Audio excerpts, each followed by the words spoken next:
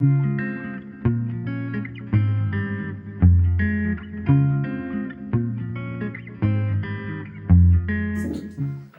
à toutes et tous, bienvenue à cet atelier d'échange Regards croisés sur la culture haïtienne et congolaise.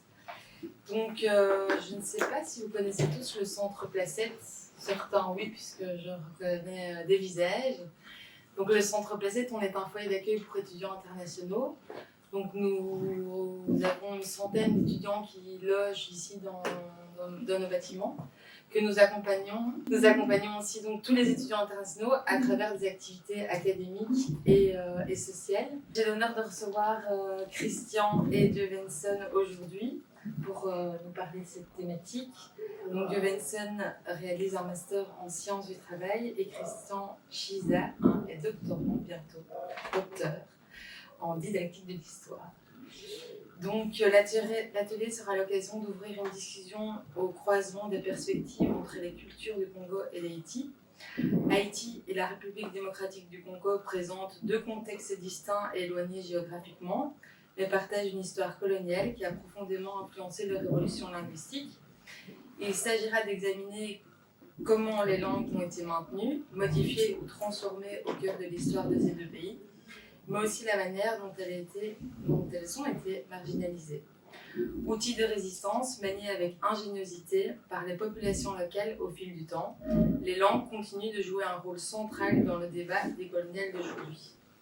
Alors j'aimerais vous demander, que pensez-vous des courants stipulant que la langue est un appareil de colonisation ou de décolonisation?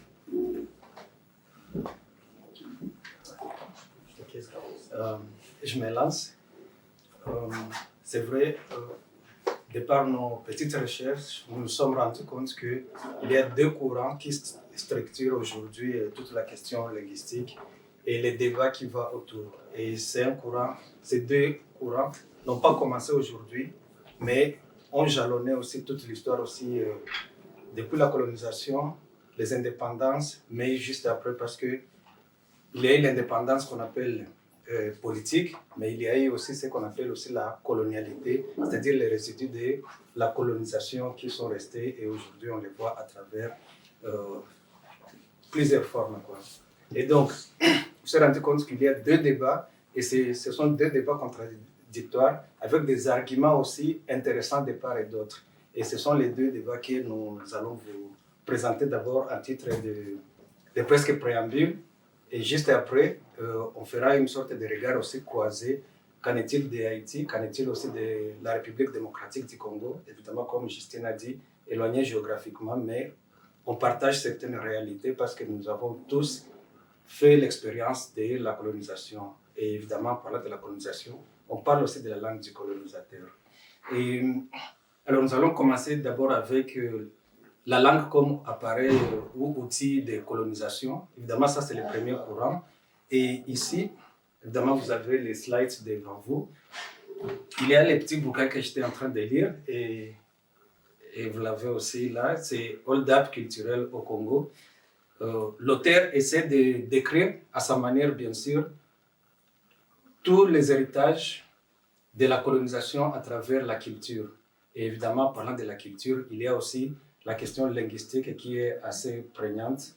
Et pour lui, il trouve que la langue, c'est fut d'abord, et ça, c'est un secret de Polichinelle, elle fut d'abord un outil de domination culturelle.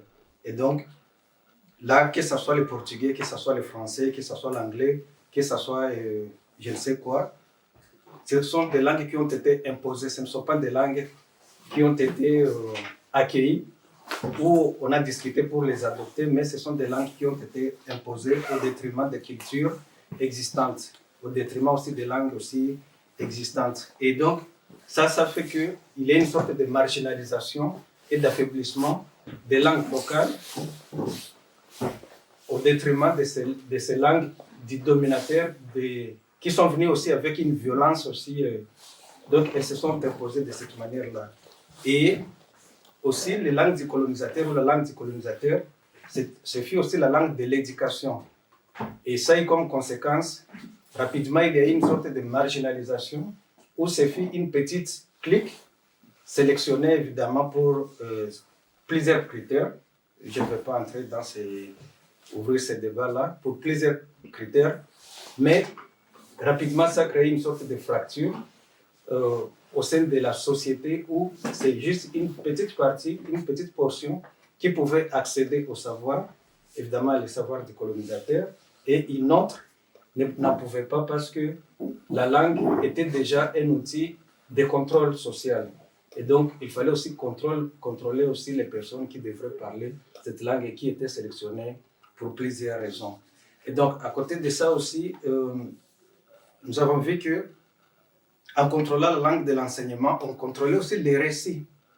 Et donc, c'est ainsi que c'est les récits plus dominateurs qui étaient plus mis en valeur plutôt que les récits des populations locales. Et c'est ainsi que vous allez voir aujourd'hui, moi je l'ai vu parce que à la base, comme Justine a dit, je suis historien. Historien et aussi enseignant d'histoire. Et donc, je le vois même dans les récits aujourd'hui, c'est plus les récits du dominateur, donc du colonisateur qui domine, qu'on appelle les récits europécentriques, qui dominent au détriment des récits locaux. Et ça affaiblit tout ce qui est vraiment presque estime de soi, mais à côté de ça aussi, ça affaiblit le fait qu'on a du mal à connaître sa propre culture, sa propre géographie, mais on connaît plus la culture de l'autre plutôt que la culture locale, quoi. Et évidemment, il y a eu cette fragmentation aussi des identités à travers aussi la langue qui s'est imposée et l'a fragmenté aussi les identités parce qu'il y a une sorte de hiérarchie des langues. Donc, il y a la langue qui est assez supérieure et il y a d'autres qui sont inférieures, qui ne valent absolument rien. Et on le voit aujourd'hui, ça a des effets psychologiques où parler la langue du colonisateur, c'est vraiment avoir une promotion sociale. Donc, ça a un effet de promotion sociale. Et parler sa langue maternelle, on se sent... c'est comme si vous ne valez rien dans la société. Il y a déjà cette hiérarchie qui s'est déjà créée et qui a fragmenté et qui continue d'être visible dans la société. Donc, là, c'est le premier courant. Évidemment, vous voyez avec des arguments détails. Mais à côté de ça aussi, il y a aussi un autre courant aussi, qui est un deuxième aussi, qui considère aussi que, mais au-delà de ça, la langue aussi, c'est quand même un appareil de décolonisation. Parce que vous allez prendre les gens comme les Senghor, vous allez prendre les gens comme les Aimé Césaire, vous allez prendre les gens comme les Léon Gontran Damas et qu'en sais-je. Tous ces personnages illustres, bien sûr, ont rédigé toutes les revendications, que ce soit en termes de littérature, mais c'était une littérature déjà militante. Et ça, c'est déjà, même bien avant la colonisation, ces gens-là ont pris conscience et ils se sont dit, mais finalement, qu'est-ce que nous allons faire? Nous allons utiliser les mêmes outils du colonisateur pour le retourner, comment on appelle ça? Pour le, pardon? Contre lui, exactement. Et donc, on ne va pas aller chercher par-ci, par-là, mais c'est les mêmes outils avec lesquels il nous a dominés et nous allons l'utiliser pour les dominer. Et à côté de ça aussi, entre autres comme argument, ils se disent, mais finalement, la langue, elle est venue avec la colonisation, mais quand même, elle permet pour certaines sociétés multinationales, ici en parlant de sociétés multinationales, c'est-à-dire ce sont des sociétés multitribales si vous voulez, qui ont plusieurs dialectes, qui ne peuvent pas dialoguer entre elles, mais cette langue-là devient une sorte d'unificateur, ça devient un outil aussi qui leur permet de communiquer. Je parle par exemple du Congo, on va y revenir plus en détail, où c'est un pays continent, où quelqu'un du nord et du sud, ils ne peuvent pas communiquer, mais il faut une langue qui leur permette de communiquer. Et donc, le français, par exemple, devient cette langue-là unificatrice, quoi. Et à côté de ça aussi, ce sont des langues du colonisateur, bien sûr, mais ce sont des langues internationales.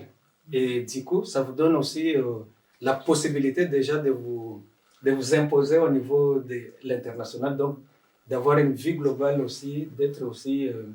c'est la même chose pour des gens qui viennent faire des études, par exemple en Belgique, qui vont aussi aux États-Unis, qui vont aux États-Unis, même si ce n'est pas un empire colonial, qui vont, je ne sais où, en Angleterre, au Portugal, et ainsi de suite, parce qu'il y a des liens historiques à travers la langue qui leur permettent déjà de s'imposer sur la scène internationale. Et donc, à côté de ça aussi, ce qui est intéressant pour ces courants, ces deuxièmes courants, ils disent que il y a les mouvements de revitalisation des langues indigènes. C'est-à-dire, cette prise de conscience de l'affaiblissement de ces langues a permis à ce que ces sociétés puissent aussi mettre en valeur leur propre langue. Les cas les plus flagrants, mais les cas les plus emblématiques, c'est au Sénégal avec les Wolofs. Pour ceux qui connaissent le Sénégal, il y a les Wolofs déjà. Cette prise de conscience a permis à ce que les Wolofs puissent être aussi mis en concurrence et au même niveau avec déjà les Français. Et ça, c'est à travers cette prise de conscience de cette situation. À côté de ça aussi, vous allez voir les pays comme la Tanzanie, vous allez voir les pays comme le Kenya, où il y a l'anglais, mais qui est en concurrence avec le Swahili. Et ça, c'est une manière de promouvoir ces langues-là. Et ces auteurs disent que c'est à travers ces réappropriations, c'est à travers cette prise de conscience qu'ils se sont permis quand même aussi de pouvoir mettre aussi en concurrence ces langues.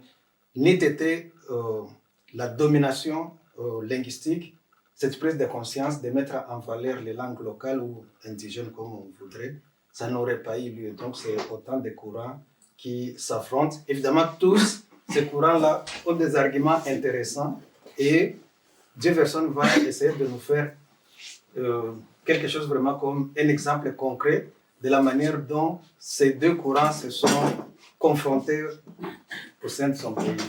En effet, merci Christian de faire cette introduction pour moi. En fait, vous savez, la discussion sur ce qu'il faut garder ou ce qu'il ne faut pas garder après la colonisation ou bien en fait après l'indépendance des pays, ça a toujours été présent et très partagé, très controversé chez les dirigeants de ce pays-là. Alors, en fait, généralement, vous allez trouver ce débat-là sur ce qui était, en fait, ce qui appartenait aux colons ou aux anciens maîtres. C'est-à-dire, en fait, que soit il s'agit du nom du pays. Donc, après l'indépendance, on se demande est-ce qu'on va garder le même nom que le colon donnait avant ou est-ce qu'on va changer le nom ou bien le nom de certaines villes, surtout les villes les plus importantes du pays.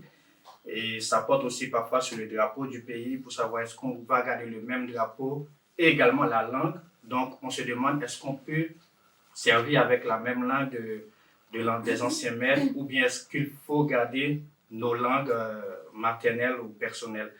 Donc, nous avons connu ces deux courants-là aussi en Haïti. Nous un peu plus loin dans l'histoire, depuis 1804, parce que Haïti a proclamé son indépendance le 1er janvier 1804, et les pays africains, c'est un peu plus loin, en fait, un peu plus tard dans l'histoire, dans les années 60. Alors là, je vais vous présenter un passé littéraire, et vous allez comprendre, en fait, comment ce débat, en fait, ces deux courants-là, ont pu évoluer à travers le temps dans notre passé littéraire en Haïti. En fait, nous avons notre littérature en Haïti et au courant des années, il y a toujours en fait cette confrontation en fait, entre le français et le créole pour savoir qu'est-ce qu'il faut garder, en fait, qui nous représente le mieux, est-ce que c'est le créole ou le français. Dans la littérature haïtienne, en fait, les chercheurs ont distingué 5 grandes périodes. Donc, nous avons 5 grandes périodes dans notre passé littéraire. Je vais vous présenter les 5 grandes périodes et vous allez voir comment, au début, en fait, le français était la langue dominante jusqu'à ce que, petit à petit, ça s'est dissipé pour faire place à notre langue maternelle, la langue créole. Alors, le premier courant, ou la première période, disons mieux, en Haïti, ça a commencé dès, en fait, le lendemain de la proclamation même de l'indépendance, le 1er janvier 1804, et ça s'étend jusqu'en 1836. Donc, cette période, les chercheurs, les intellectuels haïtiens appellent cette période comme période, en fait, la période des pionniers ou pseudo-classiques. À ce moment-là, vraiment, il n'y avait pas encore le créole dans les écrits de nos écrivains, que ce soit les poètes ou les dramaturges ou les essayistes, tous écrivaient en français. D'ailleurs, c'était même une des reproches qu'on leur avait fait. Donc, on disait, ben voilà, vous parlez de votre indépendance, mais vous le faites juste dans la langue des anciens maîtres.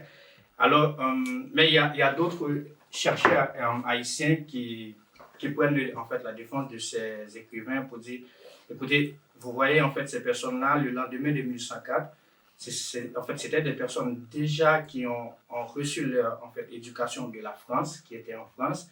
Donc, ce qui dit que c'était des personnes qui étaient formatées, conditionnées pour parler et écrire uniquement en français. Donc, c'était vraiment une sorte d'aliénation pour eux. Ils ne pouvaient pas se détacher de la langue française d'un seul coup pour commencer à produire en créole. Donc, voilà, en fait, pour cette première période, la langue française était vraiment la langue dominante. Les Haïtiens ne pouvaient pas ou ne voulaient pas écrire en français et malgré, ils faisaient toujours l'appel à l'unité. C'était une période où les Haïtiens voulaient consolider, en fait, unifier le pays derrière cette indépendance parce que, vous savez, après l'indépendance, il y avait une menace sur le pays que la France pourrait revenir pour encore reprendre en fait, ce territoire. Donc, les écrivains sentaient la nécessité d'unifier, de faire l'appel à l'unification au pays. Mais ça se faisait en français. Donc voilà, là, il y a toujours le français. Jusqu'à ce qu'en 1825, vous voyez que je mets cet événement-là, qui allait, en fait, c'était l'événement annonciateur même du changement de cette première période, la reconnaissance de l'indépendance d'Haïti par la France. Donc, vu que la France maintenant reconnaît l'indépendance du pays, la menace, en fait, selon laquelle que la France pourrait revenir pour prendre ce territoire, cette menace a dissipé un peu, donc il n'y avait plus cette menace. Donc du coup, les Haïtiens de cette première période aussi, en fait, dissipaient de la scène littéraire du pays, en fait, pour faire place à une deuxième période. Et cette deuxième période-là, qu'on appelle la période en fait, l'école du 1836 ou Sénat haïtien, là encore, le français est la langue dominante. Donc, vous voyez, en fait, de 1804 à 1836, les écrivains écrivaient juste en français. La deuxième période, encore, il n'y a pas eu de créole juste en français. Les Haïtiens écrivaient, en fait, tous les bouquins en français. La langue du franc, en fait, la langue du colon restait toujours la langue dominante. Et en 1872, à ce moment-là, il y a un événement qui allait se passer dans le pays. Et c'est en fait, cet événement qui a servi comme point de passation, en fait, on va dire, de transition entre la deuxième période et la troisième période. Et c'est ce qu'on appelle l'affaire du capitaine Bach, le capitaine allemand. Alors, qu'est-ce qui s'est passé? Je vous explique l'histoire. En 1872, en fait, l'Allemagne, à l'époque, a envoyé en Haïti, je pense que tous les Haïtiens qui sont ici connaissent cette histoire.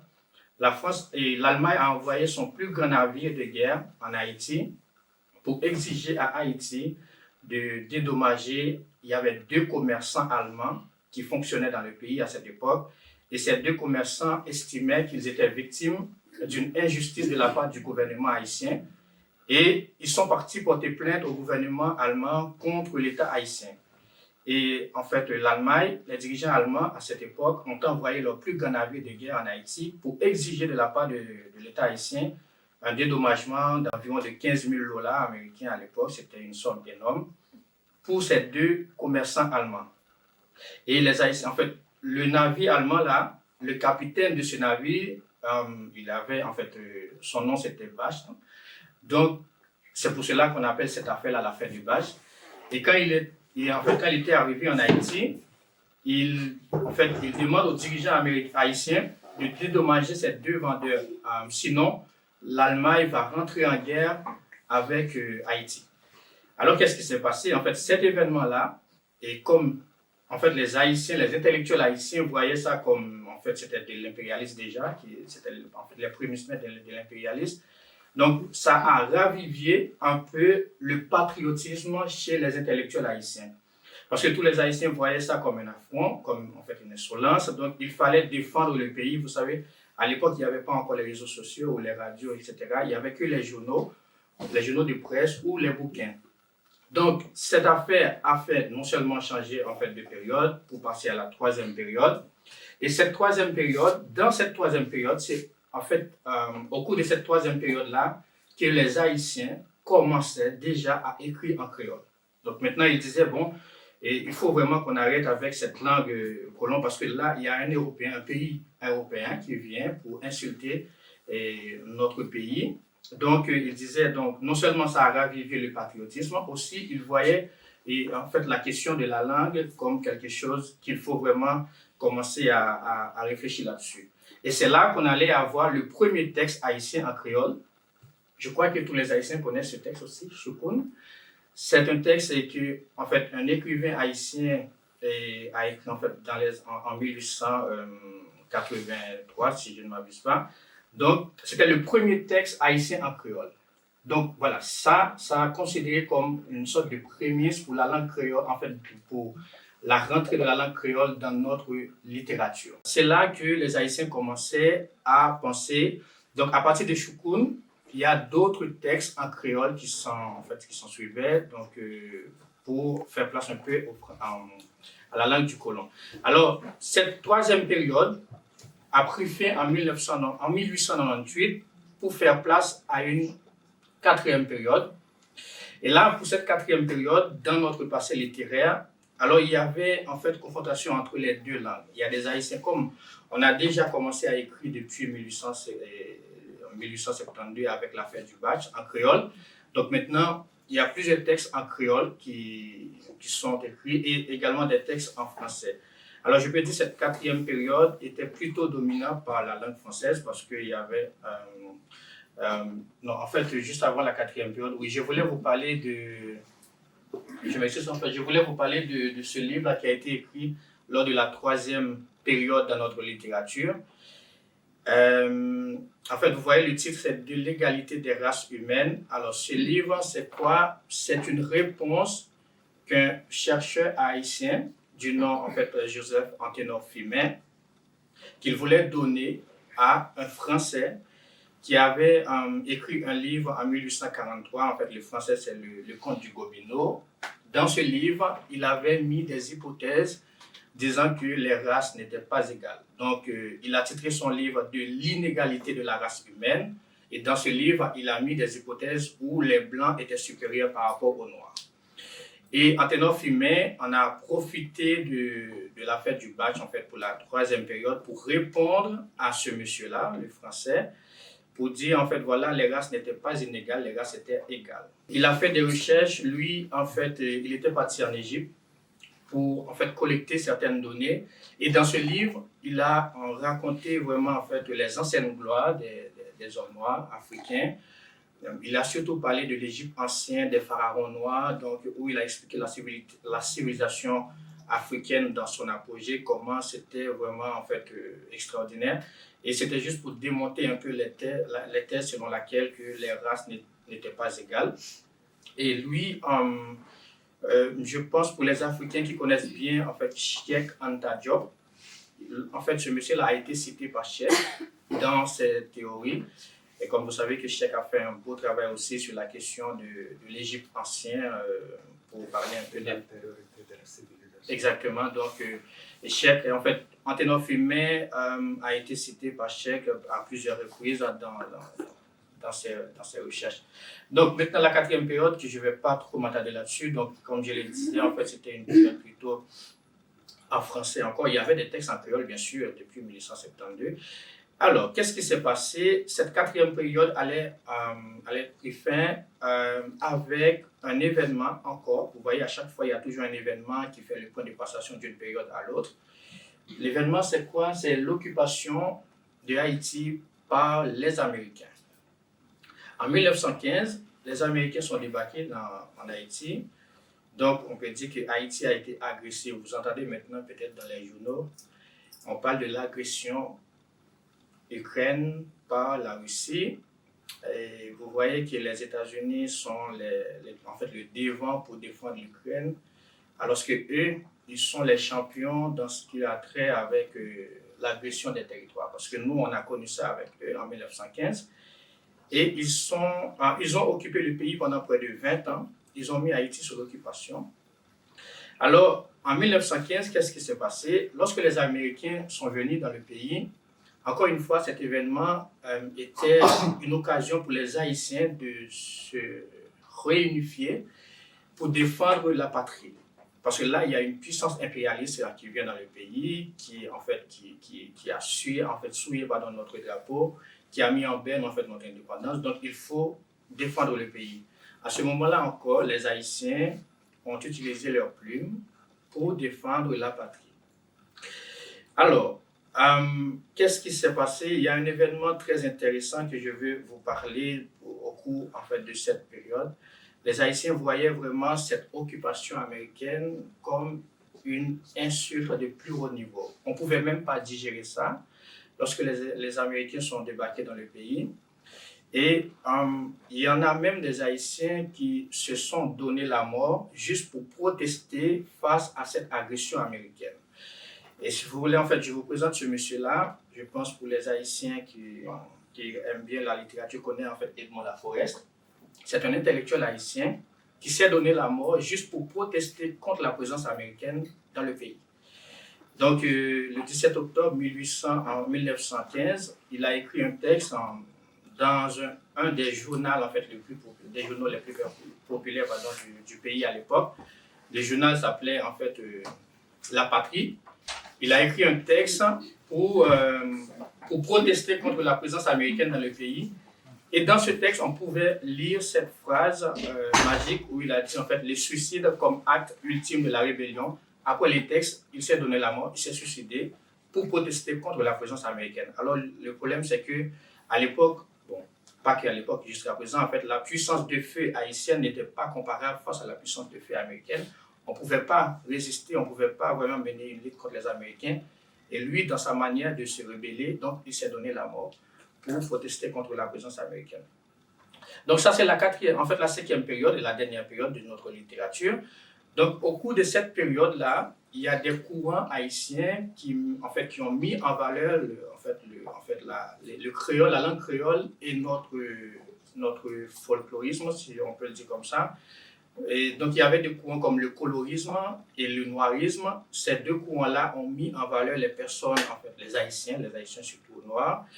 Et il y avait des bouquins qui ont été écrits, par exemple ce bouquin-là, Ainsi par la langue, qui a été écrit par un intellectuel haïtien, Jean-Paul Smal. Dans ce bouquin, il convie les Haïtiens à se réapproprier de notre culture africaine, de notre langue créole aussi. Et en fait, ce livre est en fait le premier manifeste de la négritude que Christian vient de parler.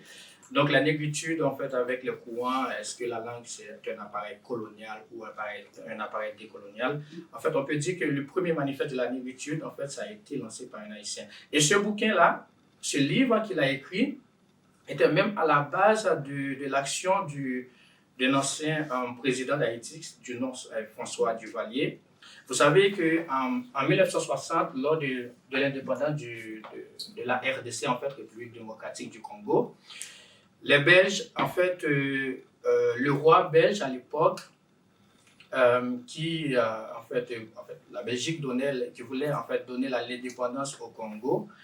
Et lors de cette proclamation de l'indépendance, il y avait le roi belge qui était présent au Congo pour faire un discours. Bon, un discours que certains qualifient d'un discours cynique. Donc voilà, parce que pourquoi on disait que lors de la colonisation de la RDC par les Belges avaient tout fait pour qu'il n'y ait pas vraiment trop de diplômés au Congo. Alors on a recensé, donc tu peux peut-être me confirmer, donc on a recensé après l'indépendance de la RDC par les Belges, il y avait environ une vingtaine, pour être précis, il y avait 16 diplômés dans le pays à l'époque. Là on parle d'un pays de plusieurs millions d'habitants. Et alors le roi belge qui était présent à ce moment-là a prononcé un discours. Et dans ce discours, je cite, il disait, alors, monsieur, je vais juste lire le discours qu'il avait prononcé, juste un extrait, vous allez comprendre. Il a dit, monsieur, c'est à vous, messieurs, qu'il appartient maintenant de démontrer que nous avons eu raison de vous faire confiance. N'ayez crainte de vous tourner vers nous. Nous sommes prêts à rester à vos côtés pour vous aider de nos conseils.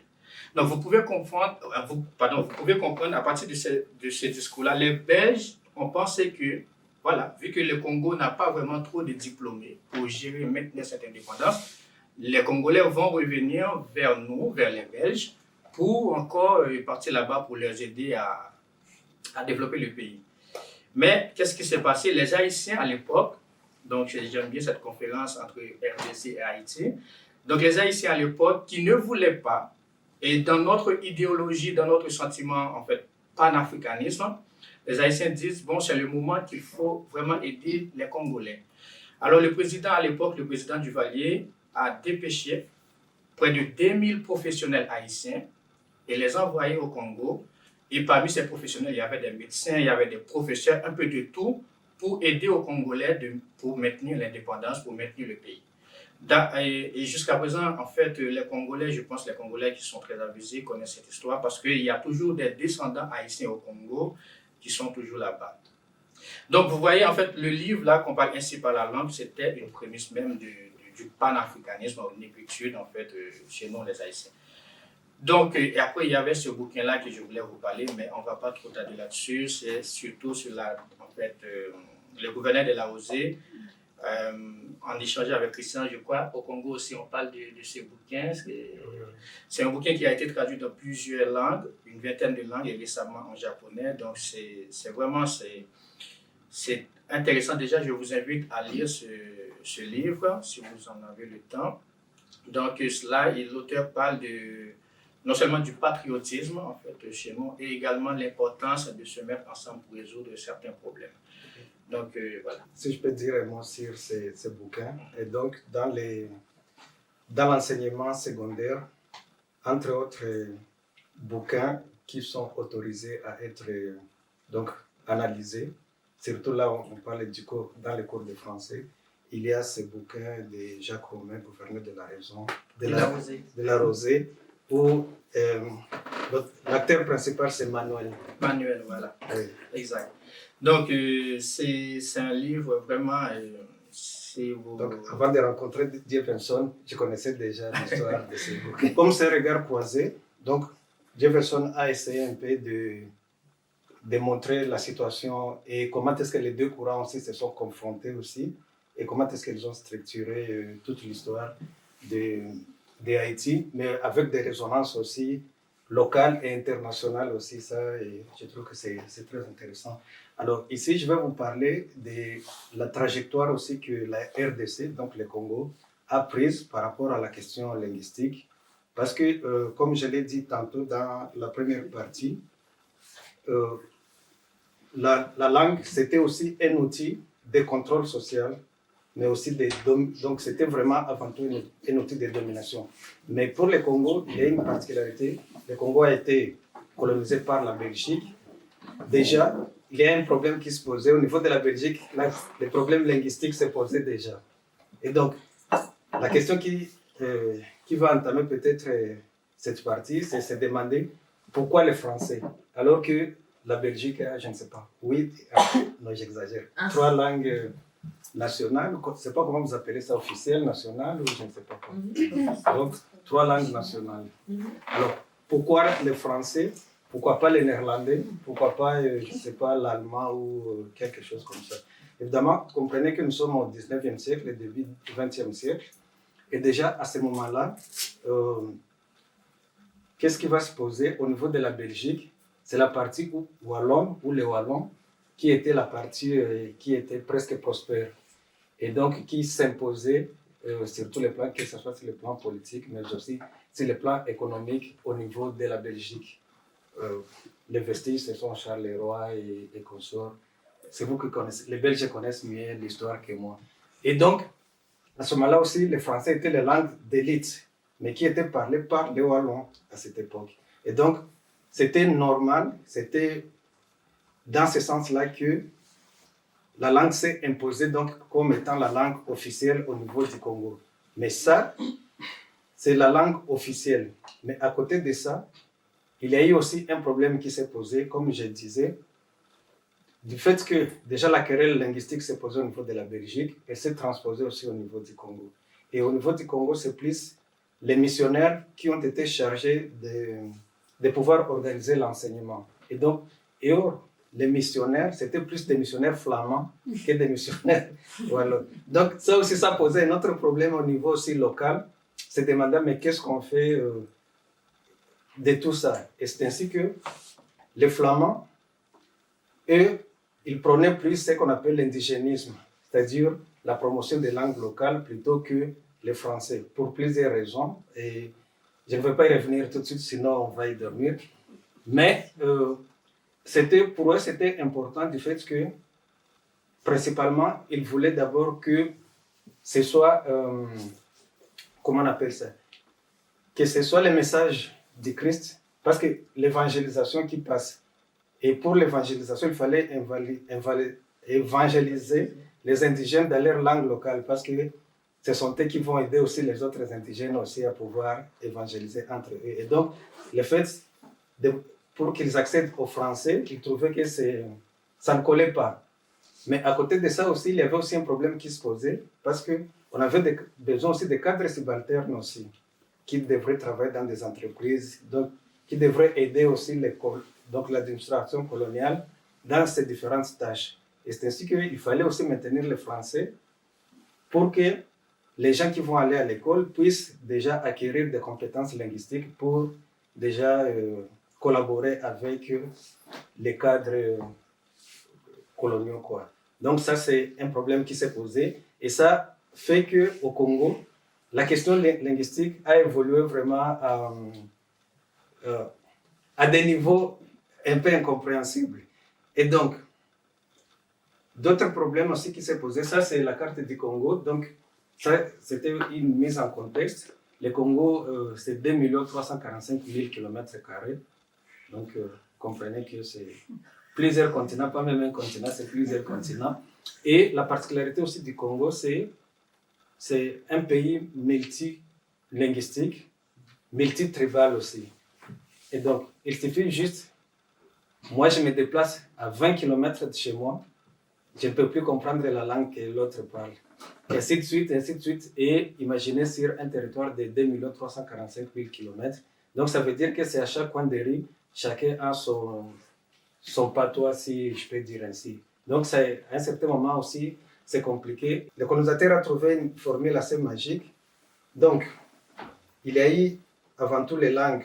La langue nationale qui est le français, la langue d'administration, la langue officielle, la langue d'enseignement et tout.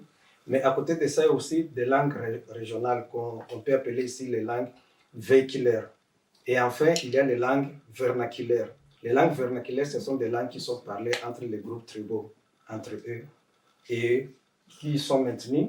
Mais les langues régionales, là, c'est vraiment presque au niveau méso, donc et puis, il y a la langue nationale qui est le français. La langue nationale permet à ce que je puisse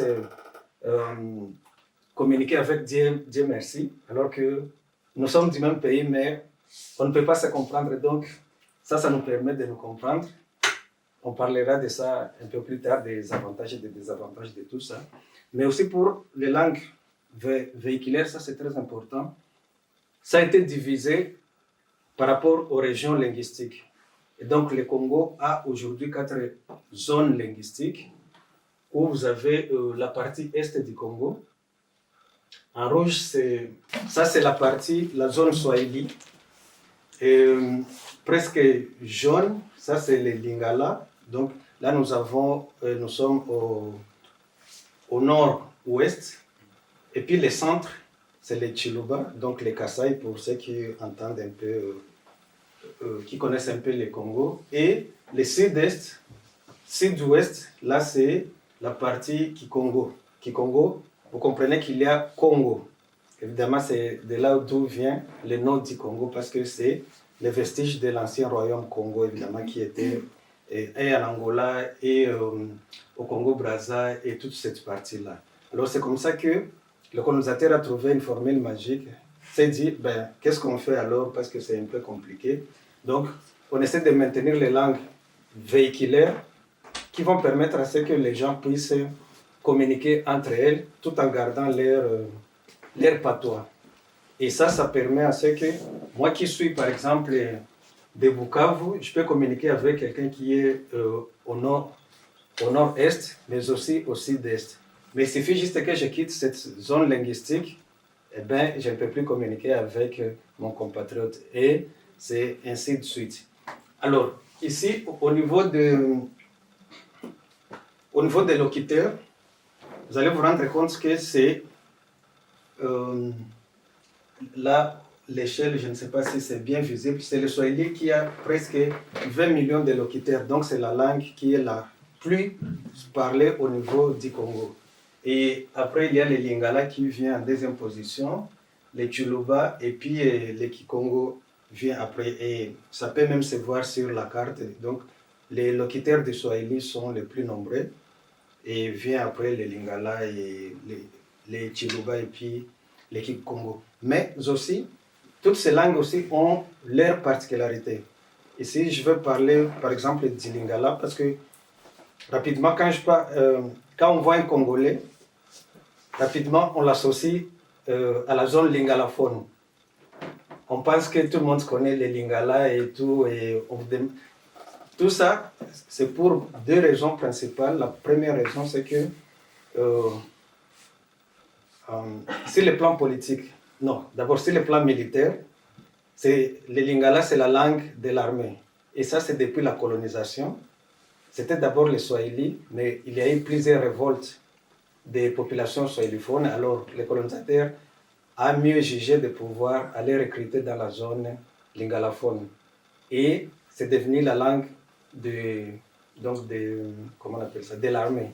Et après la colonisation, ceux qui ont pris le pouvoir, c'était des lingalaphones. Ça fait que cette langue puisse un peu s'imposer au détriment des autres langues.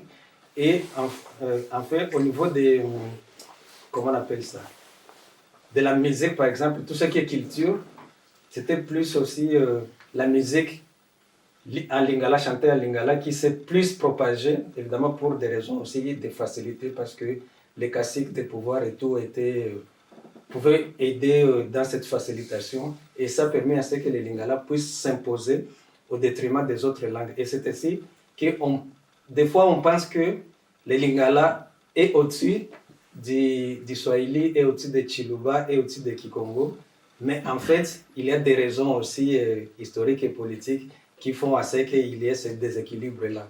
Mais en termes de locuteurs, ce sont les swahiliphones qui sont les plus au niveau numérique par rapport aux langues congolaises. Donc, bref, c'est ce que je peux dire. Je ne sais pas si j'ai oublié quelque chose ou pas. Alors, je vais vous présenter Haïti sur le plan géohistorique et vous allez comprendre certaines choses liées à notre réalité. En fait, lors de l'arrivée, des colons, ce qu'on appelle des conquistadors en Haïti, les historiens disent que, en fait, Haïti, quand je dis Haïti, je parle de l'île, c'est-à-dire à la fois République dominicaine et notre partie s'appelle Haïti, parce qu'avant, il n'y avait pas cette division. Les historiens disent en fait lors de l'arrivée des colons, des Espagnols, l'île était divisée en ces 5 grandes régions-là. Il n'y avait pas la République dominicaine, il n'y avait pas d'Haïti. Il y avait juste des régions et en fait elles étaient au nombre de 5. Et en fait chaque région s'appelait des caciques. Bon, c'est comme ça on les appelait. Donc les caciques, et chaque cacique était gouverné par un chef. Et le chef s'appelait cacique. Donc vous voyez, il y avait 5 régions, donc il y avait en fait le Magua, Marien, Igwe, Maguana et Jaragua. Et chacune de ces régions-là était gouvernée par un cacique. Alors, ces personnes-là, d'où est-ce qu'elles venaient? Donc, l'origine de ces personnes en Haïti l'origine de ces personnes-là vraiment est très controversée chez les historiens. Donc, les historiens n'arrivent pas à s'entendre vraiment sur ces origines. Cependant, selon le narratif dominant, donc on dit que ces personnes venaient de la partie sud du continent américain, tout ce qui est Guatemala, Colombie. Donc voilà, depuis dans les années 1000 avant notre ère, avant Jésus-Christ. Alors, qu'est-ce qui s'est passé? On nous a dit que ce territoire-là a connu plusieurs migrations à travers les temps. On nous a dit que les premiers arrivés sur l'île, en fait, pas l'île que, en fait, les premiers arrivés dans la région, à savoir Cuba, Haïti, Porto Rico et toutes les îles qui sont à côté, c'était les Cibonais. En fait, les Cibonais, c'était les premiers migrants qui arrivaient dans cette région-là, en fait, dans les années entre 5000 et 3000 avant Jésus-Christ. Donc, ces Cibonais, une fois arrivés dans ces régions, à Cuba, Haïti, Porto Rico, ils se sont installés. Ils sont restés dans ces régions pour constituer leur royaume. Et un peu plus tard dans le temps, il va y avoir une autre vague migratoire. Et à ce moment-là, il y a l'arrivée de ces personnes-là, et les Arawaks. Vous pouvez voir ici, apparemment, sur leur visage, ce sont des personnes gentilles, mais ce n'était pas du tout ça. Parce que les Arawaks, c'est dans ce groupe qu'il y a les Taïnos. Qu'est-ce qui s'est passé? Une fois arrivés en fait, dans la région, ils ont délogé les Cibonais qui étaient là avant. Donc, les Cibonais ont dû fuir, laisser l'île pour faire place aux Arawaks. Et dans ces Arawaks, il y a les Taïnos. Et un peu plus tard encore dans le temps, il y a une troisième vague migratoire qui sont arrivées en Haïti. Et à ce moment-là, c'était plutôt les Kalinagos. En fait, on dit Kalinagos ou Caribes ou Caraïbes. D'ailleurs, la région Caraïbe ou caribéenne, en fait, porte le nom de ces groupes migrants-là qui arrivaient en fait entre 300 et 800 après Jésus-Christ. Alors, une fois arrivés aussi, les Kalinagos ont essayé de faire comme les Arawaks, essayer de déloger en fait, les habitants qui étaient là, mais malheureusement, ils n'arrivaient pas. Donc, ce qui fait que les Taïnos qui étaient présents sont restés majoritaires sur le territoire. Et puis, il y avait juste une petite partie là où vivaient les Kalinagos ou les Caribes. Alors, ces habitants-là, les habitants d'Haïti, avant l'arrivée des esclaves, ils avaient en fait un mode de vie. On nous disait, selon l'histoire, que les habitants en fait, vivaient plutôt à l'intérieur des terres, dans les clairiers en fait, de la forêt.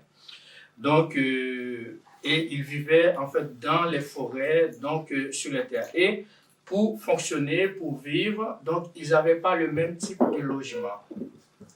Donc, vous voyez ici sur cette image-là, on nous dit que le premier là, en forme circulaire, qu'on appelle les boyaux, c'était pour le citoyen lambda. Dans un village taïno, quand vous arrivez, vous allez voir, en fait, tous les habitants ont ces maisons-là. Mais par contre, le chef, ce qu'on appelle le cacique, lui, sa maison est un peu différente, est en forme plutôt rectangulaire. Par exemple, si vous voyez cette image, vous allez voir dans ce village taïnos, voici, vous pouvez même identifier en fait, la maison du chef, qui était différente des autres maisons. En forme circulaire, c'était juste pour les citoyens, et en forme carrée, c'était le chef qui habitait là. Et on nous disait que ces habitants, à l'époque, il n'y avait pas encore de lit. Pour dormir, ils se logeaient dans ce qu'on appelle le hamac. Donc, vous voyez, le hamac, là, c'était ça surtout que les habitants de cette île-là en fait, utilisaient pour fonctionner. Et en fait, tout ce que nous avons ici comme mobilier n'était pas encore existé. Il n'y avait que le chef du village, qu'on appelle le cacique, qui possédait un seul mobilier. Et le nom du mobilier, c'était en fait le duo. Vous voyez, c'était une sorte de fauteuil, en fait, et sur lequel on pouvait voir même en fait, le gandrou qui représente en fait, le cacique, parce qu'il y en avait 5. Il y en avait 5 sur l'île à cette époque. Donc, et voilà. Et les colons ont raconté, quand ils sont arrivés en Haïti, ils voyaient ces personnes-là, ils disaient que, en fait, vous voyez, les hommes ne s'habillaient, en fait, les hommes et les femmes ne s'habillaient presque pas. Les hommes portaient juste une sorte de tarabos. En fait, tarabos, c'est cache-sexe, donc c'est quelque chose qu'ils mettent juste pour cacher leur sexe. Et après, il y a tout le reste du corps qui était nu. Et les femmes mariées avaient juste une sorte de pagne aussi. Mais les femmes qui étaient célibataires restaient toutes nues. Donc, les célibataires n'avaient pas de vêtements. Et les historiens ont raconté que, en fait, cela est surtout peut-être dû vu à leur climat qui n'était pas du tout rigoureux. Donc, ce n'était pas nécessaire d'avoir des vêtements comme les Européens quand ils étaient arrivés, qui avaient des gros vêtements parce qu'ils venaient d'un pays où le climat était plutôt difficile. Donc, ces habitants n'avaient pas cette nécessité-là, donc ils vivaient comme ça.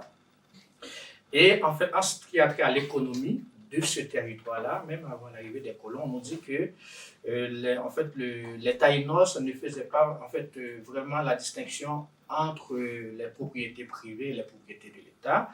Donc, et ce qu'ils avaient comme surtout la base de leur économie, c'était la confection ou la fabrication de ce qu'on appelle kassav en Haïti.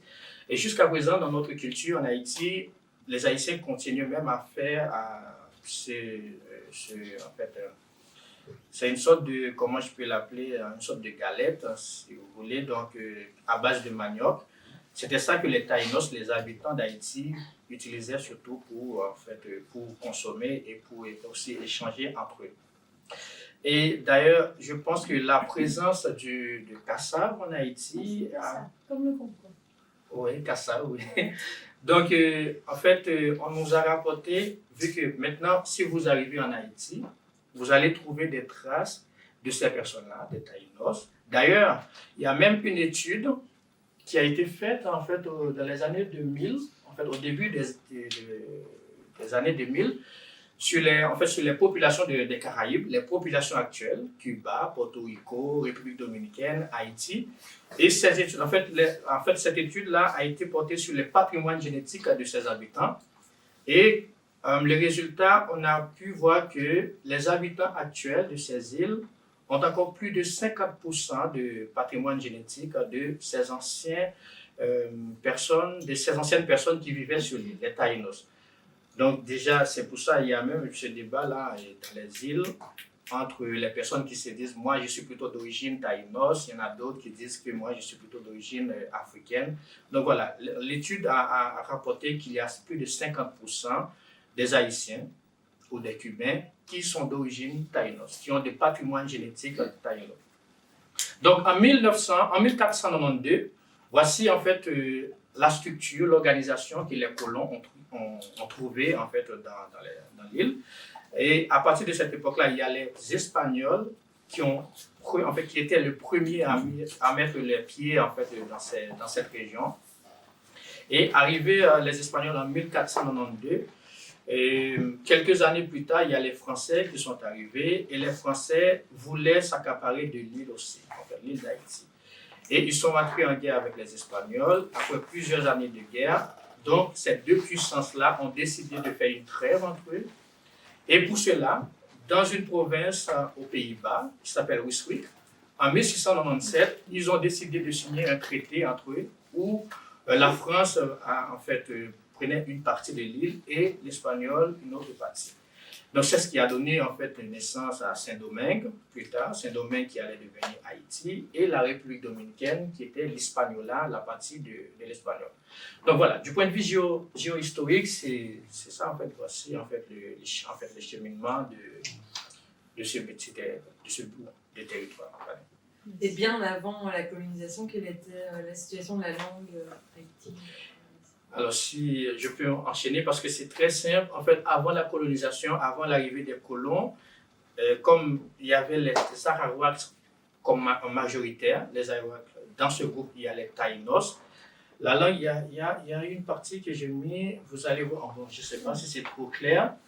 Donc là, on a recensé un peu le nom de ces anciennes îles et également la langue qu'on parlait.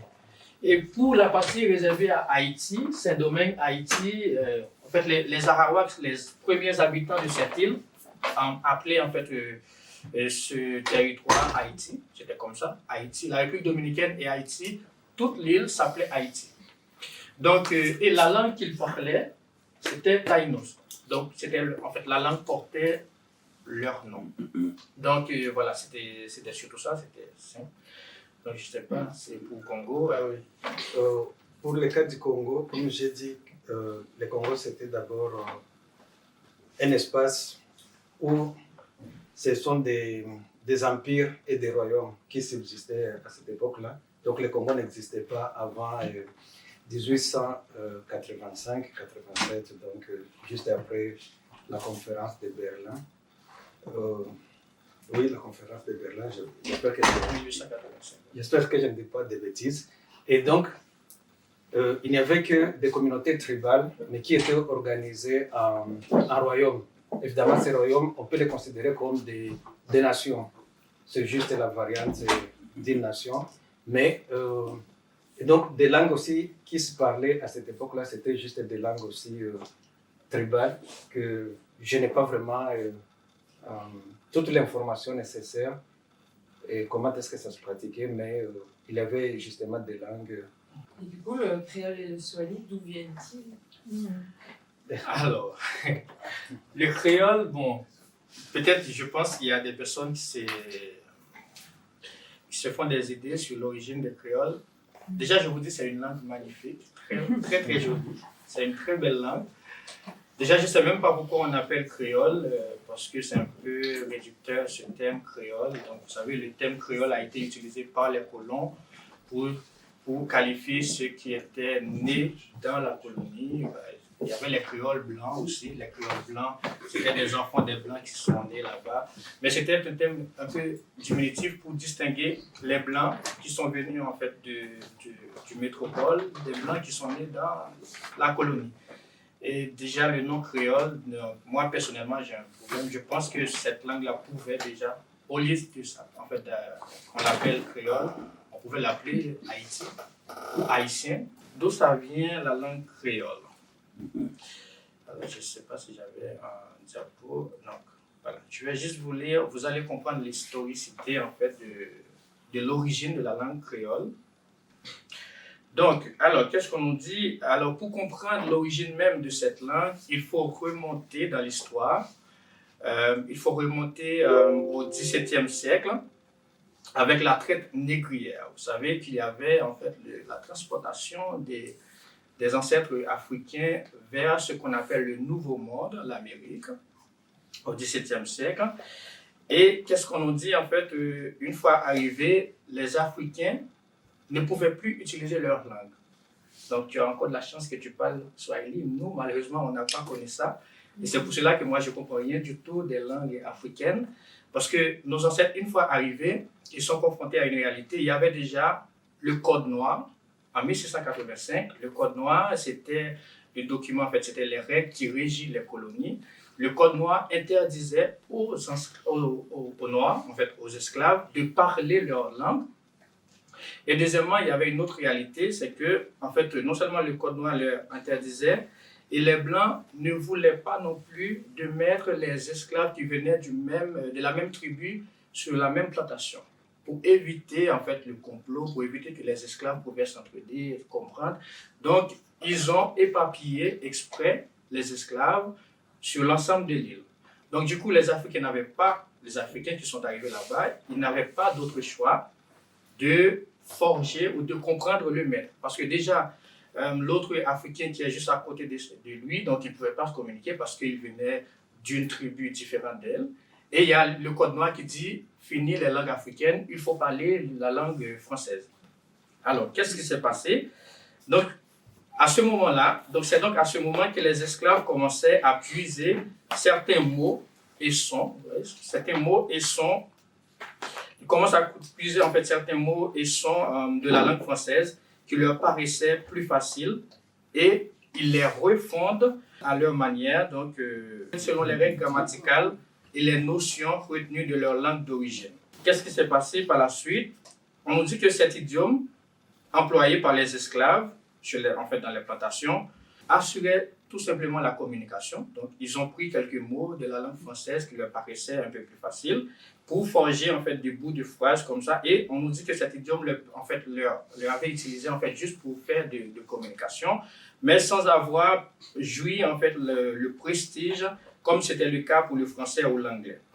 Alors, progressivement dans l'histoire, on nous dit que ce processus a évolué pour donner naissance à une nouvelle langue, loin de la langue française et loin de la structure africaine. La langue créole, c'est vrai, il y a quelques mots et quelques sons de la langue française et il y a une structure africaine, donc on fait le mélange avec ces deux-là, mais qui est en réalité une langue très loin du français et très loin de la structure africaine. C'est quelque chose de tout nouveau. On nous dit, on n'emprunte pas tel mot ici et tel mot là, mais on refonde complètement un moyen de communication qui retient certes certains matériaux comme sons ou mots des anciens idiomes, mais qui du fait des interprétations nouvelles données par divers locuteurs devient, en se structurant progressivement, quelque chose de tout autre. Par exemple, il y a certains mots français comme fréquent. Fréquent, c'est un mot français. Si je dis fréquent en créole, vous allez peut-être avoir l'impression que vous comprenez ce que je dis. C'est vrai, c'est un mot français, le son est français, mais ça n'a rien du tout à voir avec le sens que nous le donnons. En Haïti, quand on dit fréquent, on peut dire en français c'est l'insolence, c'est l'impertinence. On dit en fait quelqu'un qui est fréquent, c'est pas fréquent dans le sens français, c'est plutôt insolence. Vous voyez, il y a toujours le son, le mot français qui est là, mais qui, en fait, on a refondé pour donner quelque chose de nouveau. Donc, voilà. Alors, c'est comme ça s'est passé avec les esclaves. Donc, ils étaient obligés de forger une langue pour communiquer entre eux. Alors, on nous dit quoi? Au fil des années, cet idiome, la langue créole, va au-delà d'un simple moyen de communication pour prendre une autre tournure et s'ériger en instrument de résistance. Vous savez, en fait, en Haïti, nous avons plusieurs genres musicaux. En fait, il y a le compas, il y a le zouk, il y a même des chansons évangéliques. Il y a ce style-là qu'on appelle racine en créole. En fait, parmi tous les autres genres musicaux, vous pouvez trouver des chanteurs qui chantent soit en anglais, soit en français. Mais par contre, ce style-là, il n'y a jamais eu des Haïtiens qui chantent en français. Ils chantent uniquement en créole. Déjà, c'est un genre musical qui est réservé pour défendre, pour résister parfois même contre l'impérialisme. En fait, cet outil de communication va passer d'un simple moyen de communiquer pour servir comme une langue de résistance. Alors, il y a un historien qui s'appelle Catharisna qui nous raconte que dans les maisons coloniales, le soir, donc au temps de la colonie, le soir avant de dormir, certains maîtres blancs laissaient les esclaves se réunir pour écouter l'histoire d'un conteur. Le conteur, en fait, ça, c'est quelque chose qui existe encore en Haïti. Il y a quelqu'un qui vient pour raconter des blagues ou des histoires qu'on appelle le conteur. C'était juste pour divertir un peu les esclaves. C'était les Blancs qui étaient surtout un peu plus gentils parce que tous les Blancs ne le faisaient pas. Donc, les Blancs qui étaient plus gentils acceptaient que les esclaves se réunissent pour écouter les blagues, les contes d'un esclave qu'on appelle un esclave à talent. Parce que vous savez, à l'époque de la colonie, il y avait deux types d'esclaves. Il y avait les esclaves de champ qui étaient juste là, comme, voilà, pour travailler. Et il y avait l'esclave de maison. C'était ce genre de personnes-là, soit pour la cuisine, soit pour les chevaux, soit pour donner des blagues, pour évangéliser aussi les autres esclaves. Donc, c'était les esclaves à talent. Donc, on nous dit cette permissivité-là que les Blancs avaient donnée aux esclaves avait non seulement satisfait le besoin de divertissement et du jeu pour les esclaves, mais en même temps consolidait le groupe des esclaves. Parce qu'on nous dit, il y a les jeunes qui sont à côté des vieux, entouraient le conteur juste au milieu, et puis il y a les personnes qui entendent, qui font un cercle. Il y a les jeunes à côté des vieux qui sont là, en fait, entourés le conteur. Tous participaient à la cérémonie du conte et suivaient son déroulement bien ritualisé.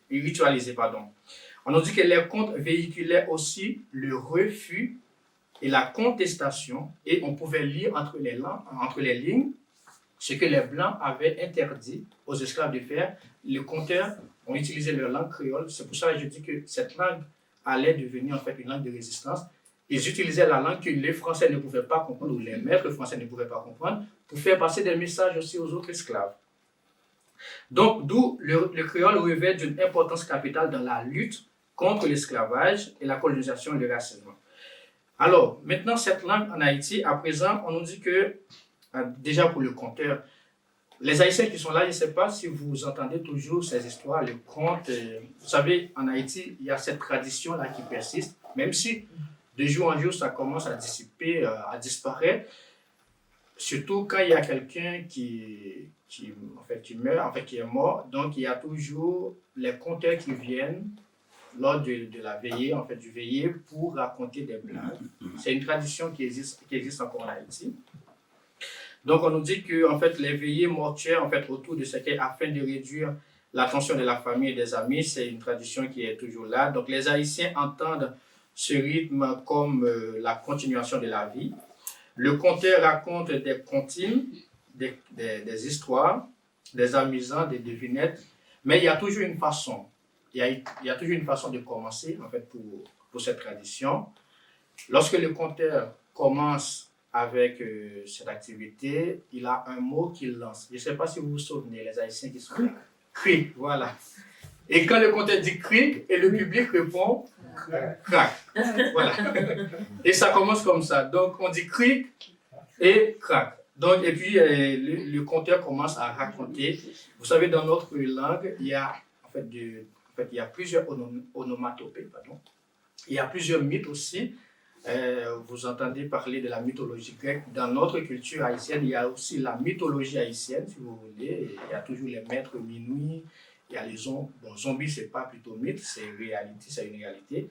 Donc voilà, il y a ça qui existe. En fait, maintenant, cette langue, avec la religion du vaudou, symbolise aujourd'hui la résistance en Haïti contre l'impérialisme. Cette résistance se manifeste généralement dans l'art syncrétique, comme la peinture haïtienne, la camionnette, les chansons carnavalesques, les chansons racines, donc la chanson que vous venez d'entendre, et les danses traditionnelles, et aussi ce qu'on appelle la soupe joumou. Je ne sais pas si vous connaissez l'histoire de la soupe joumou, non? Ben, je vous raconte l'histoire. En fait, lors de la colonisation, il y a, je ne sais pas, c'est une cuisson, en fait, c'est un repas, si je peux l'appeler comme ça, qui était réservé uniquement aux maîtres blancs. C'était en fait une sorte de quelque chose qu'on a fait avec des potagers, en fait, avec ce qu'on appelle, bon, malheureusement, je n'ai pas l'image, mais vous connaissez surtout, en fait, giromon, donc c'est à base de giromon. Et giromon, c'est un fruit. Oui, c'est un fruit. Donc, voilà, oui, c'est une soupe que les Blancs, c'était seulement les Blancs qui avaient le droit de boire cette soupe-là. Les esclaves n'avaient pas le droit. La famille des citrouilles, je pense. Oui, voilà. C'était seulement les Blancs qui pouvaient boire ça. Et maintenant, les Haïtiens, lorsqu'ils ont proclamé l'indépendance du pays, ils disent maintenant, pour prouver que nous sommes libres, nous allons boire la soupe qui était réservée aux Blancs. Et cette soupe-là s'appelle soupe giromon ou soupe joumou en créole. Et tous les Haïtiens, tous les 1er janvier, pour célébrer l'indépendance, en Haïti, ça reste maintenant comme une tradition. Tous les Haïtiens boivent la soupe giromon. Donc, c'est un symbole très fort chez nous. Donc, c'est pour marquer en fait, la victoire de l'indépendance. Voilà. Je crois que c'est devenu patrimoine. C'est patrimoine immatériel, oui, c'est ça. Ça devient maintenant un patrimoine de l'UNESCO, en fait, depuis quelques années maintenant. Et alors, maintenant, cette créole comme outil, en fait, d'ouverture, il y a des personnes qui posent cette question. Est-ce que le créole, maintenant, peut ouvrir le pays sur l'extérieur ou est-ce que le créole ferme le pays, isole le pays sur l'extérieur? Alors, je vous raconte une publication. Il y a une publication qui a été faite par l'Atlas socio-économique mondial en 2022. Cette publication classe la langue créole comme la 84e langue la plus parlée dans le monde. La langue créole haïtienne. Donc, et c'est la langue la plus parlée sur 403 langues vivantes. On a recensé 403 langues et le créole occupe la 84e place. C'est pas trop proche, mais c'est pas trop loin non plus. 403, c'est beaucoup. Hein?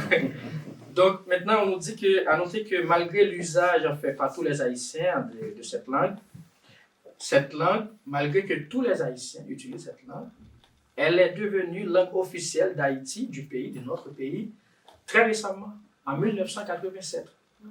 Très récemment. Malgré que les Haïtiens parlent cette langue depuis l'indépendance, depuis la colonisation, et c'est la Constitution de 1987 qui a officialisé la langue créole comme langue de l'enseignement et langue nationale. Avant, c'était seulement le français. Vous comprenez un peu? Donc, alors par là, en fait, la nouvelle Constitution 87 a autorisé à nationaliser, en fait, à officialiser cette langue. En 2014, les Haïtiens voulaient structurer maintenant la langue. En 2014, en vue de mieux réguler la langue et adapter son usage avec l'évolution et la mondialisation, le gouvernement haïtien a lancé l'Académie créole. Maintenant, chez nous, nous avons une académie qui gère la structure de la langue, l'évolution de la langue, comme l'Académie française. Donc, le gouvernement haïtien a mis en place en fait une académie créole. Et les travaux menés par certains chercheurs haïtiens depuis ont constitué ce qu'on appelle l'ossature de la langue. Maintenant, dans notre langue, en plus, il y a une académie, il y a aussi un dictionnaire créole qui existe. Pour les personnes qui souhaitent apprendre créole, il y a un dictionnaire créole qui existe et il y a un grammaire créole aussi qui existe. Maintenant, c'est une langue très structurée, très organisée. Donc, voilà. Alors, mais cependant, certains auteurs estiment que beaucoup de chemin reste encore à parcourir pour cette langue, pour que cette langue soit un outil d'ouverture du pays sur le monde et qu'elle puisse occuper un statut égal au français à l'intérieur du pays. Le français, jusqu'à présent, le français jouit d'une image ambivalente en Haïti. C'est à la fois la langue internationale, la langue française en Haïti, c'est à la fois la langue internationale, mais aussi c'est la langue d'ouverture sur le monde. Donc les Haïtiens utilisent toujours le français pour communiquer à l'international, même lors de l'Assemblée, par exemple, il y a actuellement la 79e Assemblée de l'ONU. Les représentants haïtiens, vous allez entendre, c'est en français qu'ils parlent. Donc ils utilisent le français comme langue pour exprimer avec le monde. Mais le français en Haïti, c'est aussi une langue d'exclusion. Donc, une personne qui ne parle pas vraiment français en Haïti, vous allez voir, en fait, on va le considérer comme un citoyen de seconde zone, si vous voulez. Donc, par contre, les personnes qui parlent français, on les priorise, malheureusement, donc on peut le dire. Donc, c'est comme ça. Donc, cette question mérite bien d'être réfléchie et discutée au sein de la population haïtienne. Donc, au vu des résultats constatés, l'on pourrait se demander si l'on devrait encore maintenir la langue française. De nos jours, vous voyez, même les Français, bon, je ne vais pas être exagéré, mais maintenant, la langue française, qui était la langue internationale il y a des années, disparaît petit à petit de la scène internationale pour être remplacée par la langue anglaise. Maintenant, si on parle l'anglais, on peut aller plus loin partout que le français. Ce n'était pas le cas avant. Donc le français était plutôt la langue internationale. Maintenant, c'est l'anglais. Donc c'est pour cela qu'on se demande, est-ce qu'il faut toujours garder le français? Déjà, la langue française, c'est une langue. Ou passer au mandarin. Ou peut-être. Mandarin, c'est la plus parlée, mais pas plus commercialisée. Commercial, c'est plutôt l'anglais. Donc on se demande s'il faut toujours garder le français ou plutôt choisir une deuxième langue pour la langue du pays. Déjà, d'ailleurs, je vous dis, la situation géographique d'Haïti, nous sommes dans un continent où il y a un seul pays qui parle français.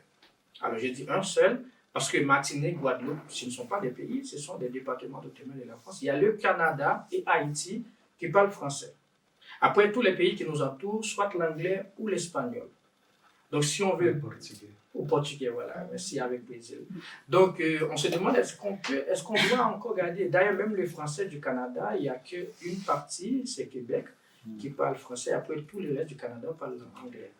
On se demande bien, est-ce qu'on ne devrait pas faire une chose comme à la manière de Rwanda, qui est, dès le début de l'année 2000, en fait, qui a décidé d'adopter l'anglais comme deuxième langue du pays à la place du français. On se demande si ce n'est pas plus intéressant maintenant de faire quelque chose comme ça. Voilà l'origine de notre langue qu'on appelle langue créole et sa situation en Haïti. Maintenant, en Haïti, il y a deux langues officielles, encore le français, malheureusement, et le créole haïtien. Donc, voilà, vous comprenez un peu l'ambivalence qui existe avec le français, qui est toujours une langue d'exclusion. J'ai dit tantôt que le Congo a 4 langues nationales. Donc, en parlant du Swahili, c'est juste un choix subjectif, mais aussi objectif. Subjectif parce que ça m'a été demandé, donc je n'ai rien demandé là-dessus. Même si je suis un locuteur du Swahili, ne le prenez pas mal. Donc, ce n'est pas moi qui ai tout organisé pour que je parle du Swahili, mais aussi, le Swahili a une particularité parce que c'est une langue internationale désormais. Internationale, dans quel sens? Parce que désormais, entre autres les langues officielles au niveau de l'Union africaine, le Swahili en fait déjà partie. Il y a quelques mois ou une année, je ne sais pas, le Swahili a été adopté comme la langue aussi officielle au niveau de l'Union africaine, donc du Parlement africain. Ça, c'est déjà une chose. Et à côté de ça aussi, je pense au niveau de l'Assemblée générale des Nations unies, le Swahili déjà fait partie aussi des langues aussi de communication. Donc vous comprenez que c'est avec raison aussi que je puisse parler du Swahili. Mais ici, je vais vous montrer dans quelle manière ou dans quelle mesure le Swahili s'est retrouvé au Congo. Alors, sachez aussi que pour ce qui est du Swahili, il est parlé au Burundi. Là, peut-être pour des personnes qui ne sont pas familières de l'Afrique, je vais montrer la carte de l'Afrique. Je pense que c'est assez visible.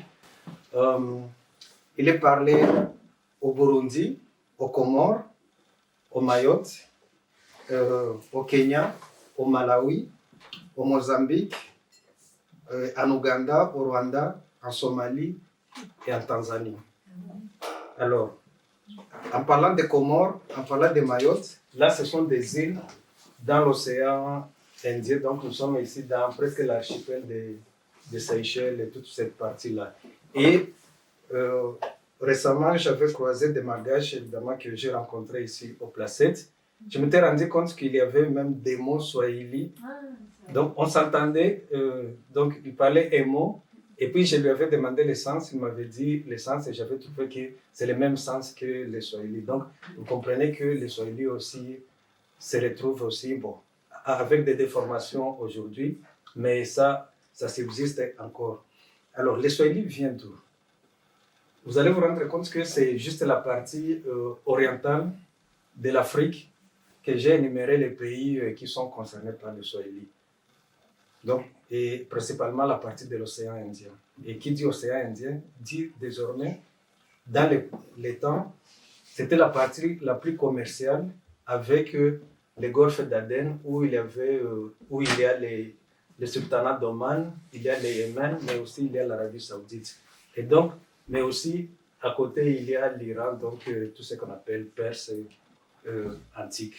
Ça veut dire que toutes ces parties-là commercialisaient déjà avec les longs de l'océan, donc tout au long de l'océan Indien, et c'est comme ça qu'il y avait des contacts marchands avec des populations riveraines de la partie orientale de l'Afrique occidentale, notamment et le Portugal aussi, où il y a eu ce mélange de cultures, mais aussi d'idiomes, si je peux dire, et c'est ce qui a donné naissance au swahili. Et c'est ainsi que, par exemple, pour moi qui parle le swahili, quelqu'un qui parle arabe, c'est l'accent peut-être que je ne peux pas comprendre, parce que les accents diffèrent, mais plusieurs mots arabes se retrouvent dans le swahili, sans même être traduits. C'est les mêmes mots en swahili, mais aussi en arabe. En parlant de hadisi, quelqu'un qui connaît hadisi, qui signifie des contes, tu parlais des contes. En arabe, on dit seulement hadith. Imani. Imani, par exemple. Imani, c'est la foi, qui veut dire, c'est la même chose que, on parlait de Mohamed Ben, je ne sais pas qui. Les Ben seulement, par exemple, au niveau du swahili, c'est Bin. On change seulement.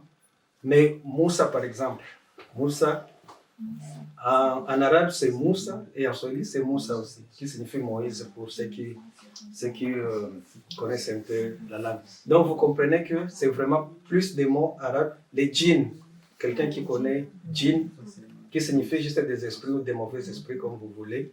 En arabe aussi, c'est djinn. Chez nous, quand on dit quelqu'un a des djinns, c'est que c'est quelqu'un qui est presque possédé, il faut l'amener pour l'exorciser. Mais en arabe aussi, c'est les djinns comme les esprits. Donc, vous comprenez que c'est autant des mots qu'on retrouve autant en swahili, mais aussi en arabe. Au Congo, on enseigne donc en swahili en concurrence avec le français, mais c'est comme Dieu Vincent disait, malheureusement, c'est plus le français qui a tendance à primer, parce qu'on le considère comme une sorte de promotion sociale, quelqu'un qui s'exprime en français. Et c'est ça aussi le danger aussi pour les langues locales, où ils ne sont pas assez valorisés. D'abord, à l'intérieur, ils ne sont pas assez valorisés. Moi, je pense que c'est une réflexion aussi des fonds qui devrait aussi être déjà discutée là-dessus. Mais à côté de ça aussi, il faut se demander aussi quelle sera la valeur de ces langues aussi quand on quitte cette sphère géographique. Parce qu'il ne suffit pas juste de dire oui, il faut les valoriser. C'est bien, moi je pense, mais ce n'est pas suffisant. Ça, c'est... J'ai une histoire de la Colombie. Ça peut-être une année que la Colombie a officialisé le Swahili comme langue de l'enseignement là-bas.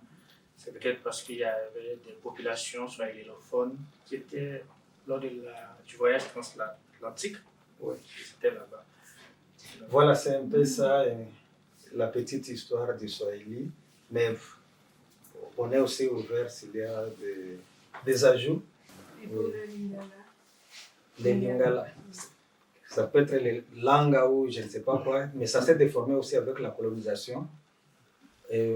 Mais la langue qu'ils parlent, c'est, oui, on parle les lingala, mais Dieu merci, tu peux nous aider. Oui, parce que moi, je ne suis pas linguiste, Mais c'est je n'ai pas la spécialité. c'est plus en fait, le lingala, c'est plus parlé en Équateur, en Ouassos. Les peuples, c'est lingala.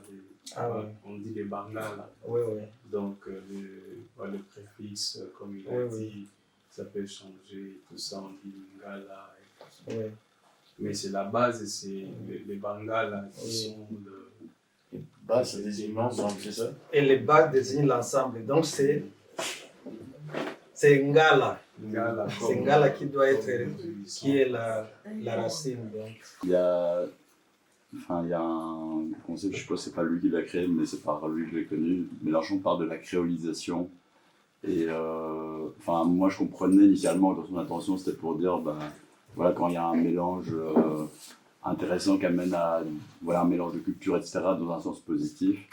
Mais maintenant que j'ai compris justement l'origine, je me pose la question de comment vous pensez l'utilisation de ce terme, sachant que ça a été lié à la colonisation, à l'esclavage.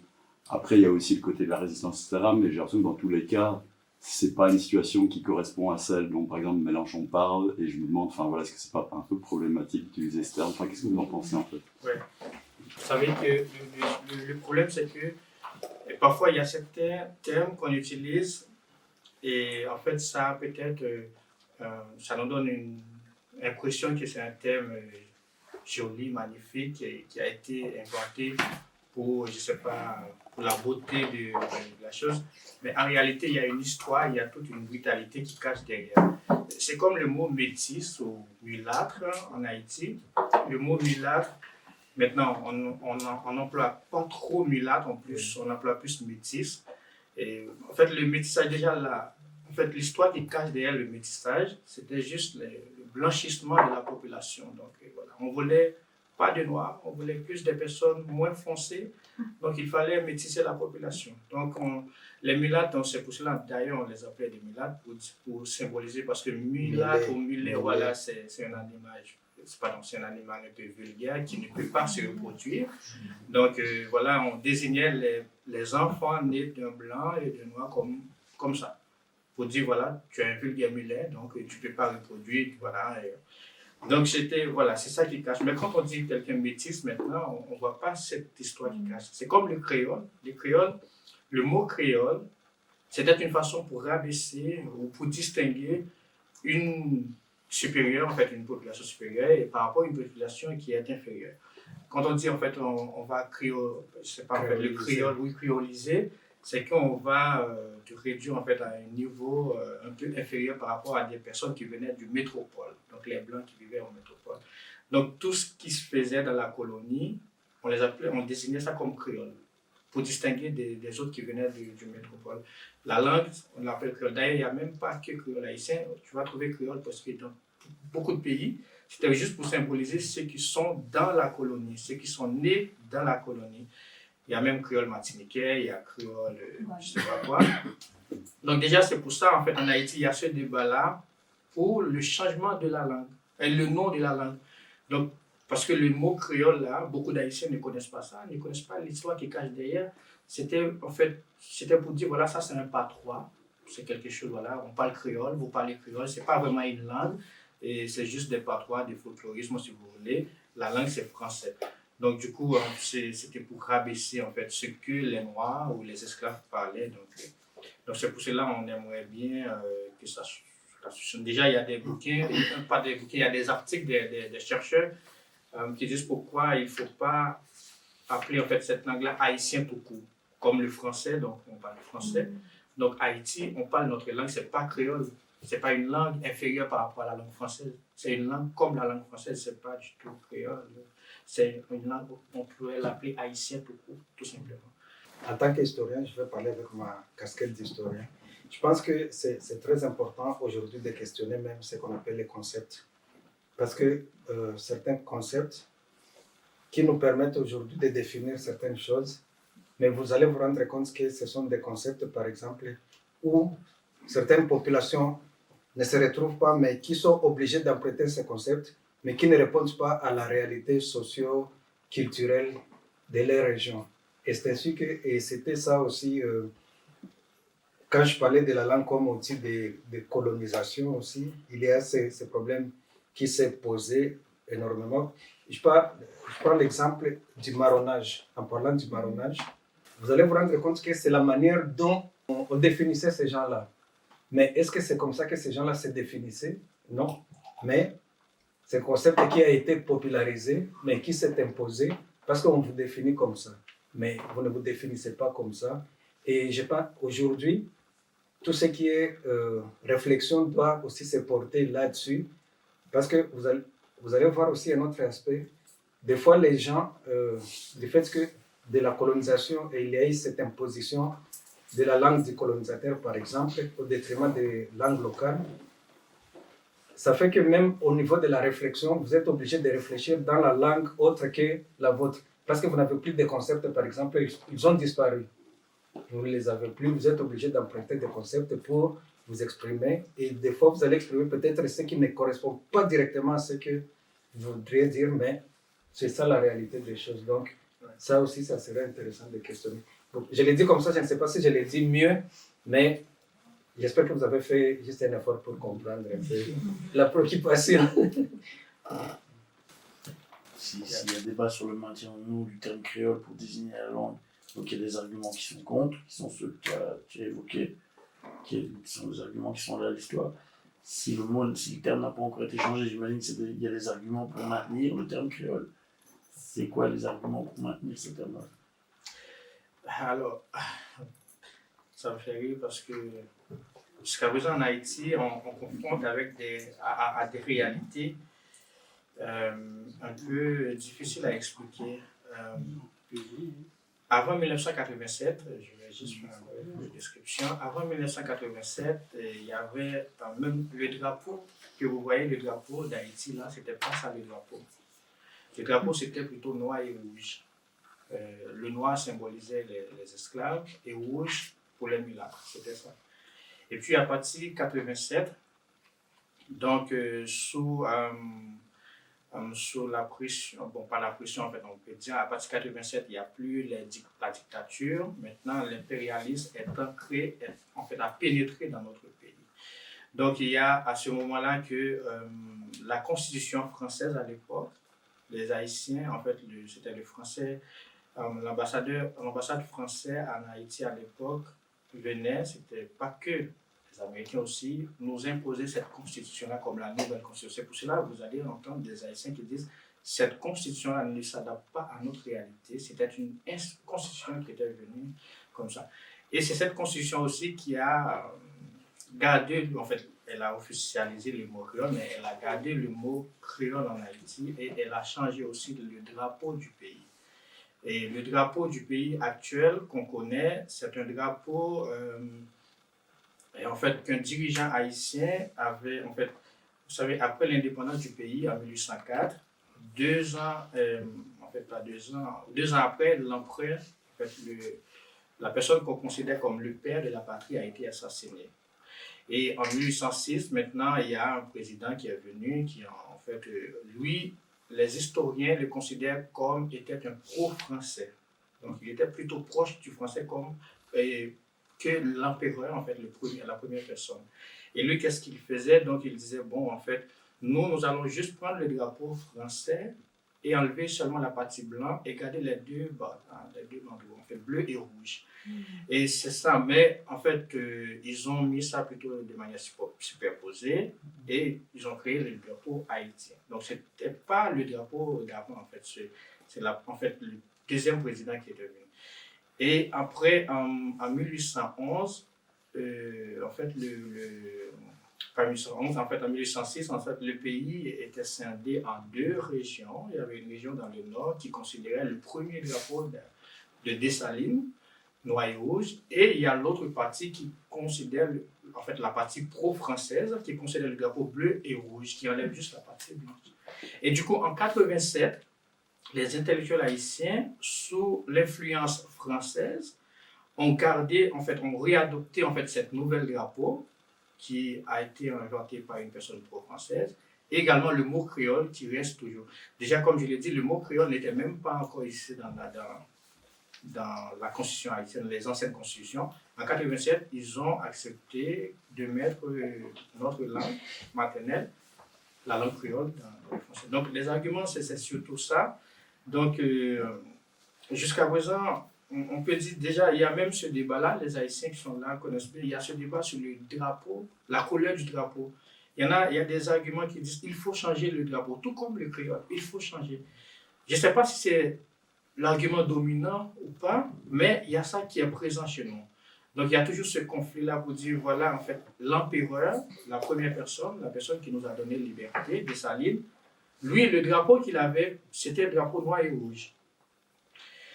Donc, maintenant, on garde le drapeau bleu et rouge. Pourquoi? Pourquoi on ne revient pas au drapeau de la première personne, le premier président du pays, le premier empereur?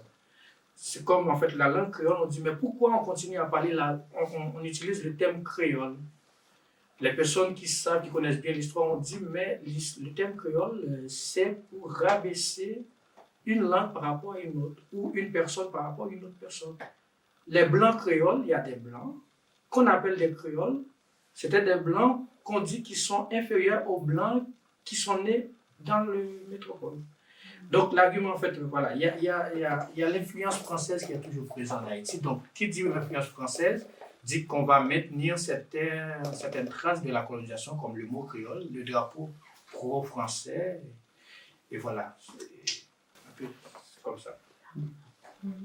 Mais si je peux rebondir, au niveau du Congo, la question du maintien du français ou pas ne se pose pas de la même manière que Haïti. C'est ça aussi les regards croisés aussi.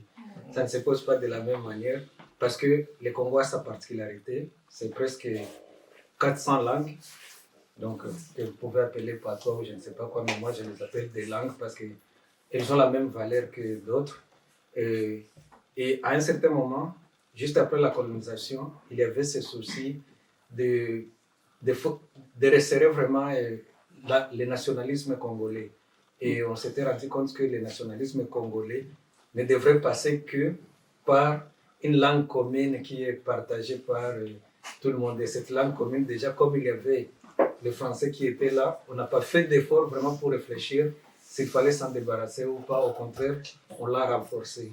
Et c'est comme ça que le français s'est imposé au niveau national. Pardon? C'est le paradoxe, c'est le colon avait maintenu les langues locales et les nationalistes ont été forcés d'utiliser la langue du colon pour unifier la nation. Oui, donc c'est le paradoxe et c'est ce que je trouve aussi intéressant aussi dans ce débat. Donc ce n'est ni tout blanc ni aussi tout noir, mais c'est assez complexe que ça. Et ça dépend aussi des particularités aussi de chaque pays et de la trajectoire aussi de chaque nation. Donc c'est ça au niveau du Congo. Il y a un historien haïtien qui disait que l'origine du mot créole, ça a pris naissance parce que les Français voulaient comparer la langue des esclaves qu'ils ne comprenaient pas quand ils parlaient. Les Français avaient l'impression qu'ils bégayaient, vous voyez, comme des vaches. Et à l'époque, il y avait une race de vaches qu'on appelait créole. Et du coup, pour comparer que les esclaves parlaient comme ça, et c'est là que l'origine du mot a pris naissance et au fur et à mesure, on l'utilisait pour désigner ces groupes de gens-là. Et même il y avait un bateau qui transportait des esclaves d'Afrique qui s'appelait le créole. C'est pour dire voilà, on va chercher, on a pris les créoles, on va les amener ici. Vous arrivez ou... Oui, en fait, moi je ne connais pas cette histoire, sauf que peut-être que c'est pas fausse, parce que comme je l'ai dit, le thème créole, c'est pour qualifier quelque chose d'inférieur par rapport à l'autre. Un thème qui a été connoté négativement à un moment peut prendre une connotation positive. Après, il me semble qu'il y a des auteurs comme chez Glissant où le terme créolisation il prend quand même comment dire, un virage positif. Donc, bon, après, effectivement, ça reste des choix politiques à un moment que de définir si on veut maintenir ou non un héritage qui soit négatif ou non, est-ce qu'on veut en faire. Finalement, le débat là-dessus, il parle peut-être plus de l'époque actuelle et justement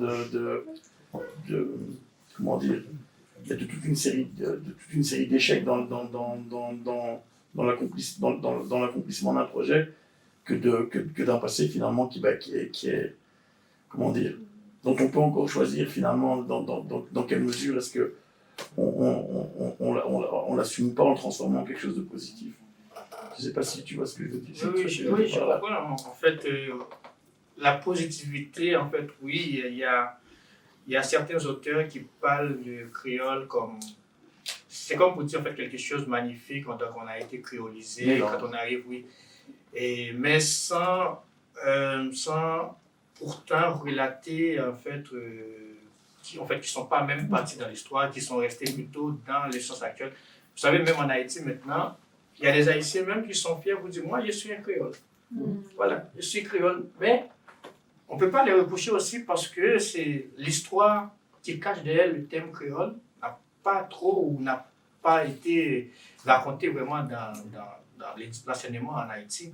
Donc, il y a même une chanson haïtienne, je sais que vous connaissez, c'est Créole, c'est des Anglais, c'est un groupe compas en Haïti, qui chante, en fait, dans cette chanson, il exalte un peu, en fait, la fierté que nous sommes créoles, nous sommes des créoles, etc. Et, en fait, c'est juste pour voir, en fait. Parfois, il y a aussi l'ignorance, en fait, quand on ne connaît pas, on vous dit, voilà, c'est ça que vous êtes, et ça, en fait, vous avez grandi avec ça.